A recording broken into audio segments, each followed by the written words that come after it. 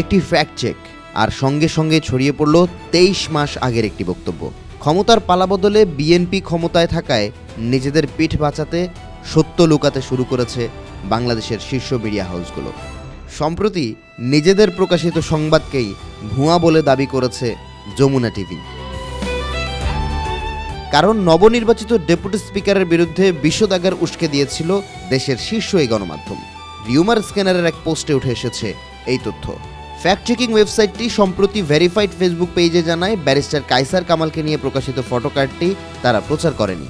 অথচ অনুসন্ধান করে জানা যায় এই সংবাদ প্রকাশ হয়েছিল 2024 সালের 22 এপ্রিল। শুধু যমুনা টিভি নয়, অন্যান্য গণমাধ্যমগুলো একই সংবাদ প্রকাশ করেছিল।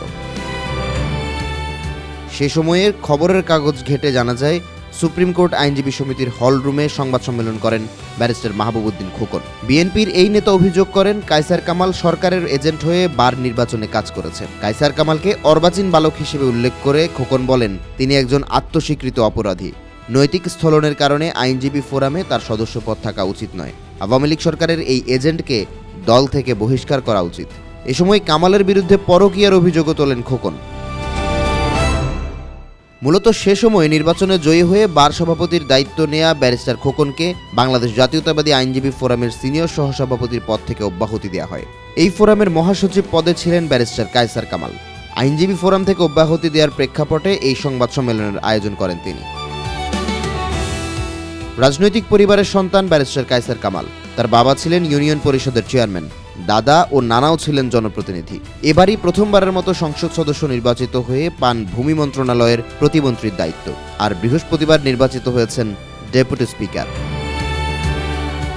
শিক্ষা জীবনে কায়সার কামাল ঢাকা বিশ্ববিদ্যালয় থেকে ইতিহাসে স্নাতকোত্তর ডিগ্রি অর্জন করেন। পরে উচ্চশিক্ষার জন্য লন্ডনে গিয়ে লাভ করেন ব্যারিস্টারেট ল ডিগ্রি। 1988 সালে ছাত্র রাজনীতিতে শুরু, নানা চড়াই উতরাই পেরিয়ে 2016 সাল থেকে বিএনপির আইন বিষয়ক সম্পাদক হিসেবে দায়িত্ব পালন করেছেন তিনি। পেশাগত জীবনে কায়সার কামাল সুপ্রিম কোর্টের জ্যেষ্ঠ আইনজীবী। তিনি বিএনপির প্রয়াত চেয়ারপারসন খালেদা জিয়া এবং দলের চেয়ারম্যান তারেক রহমানের বিভিন্ন রাজনৈতিক ও আইনি মামলায় আইনজীবী হিসেবে দায়িত্ব পালন করেছেন।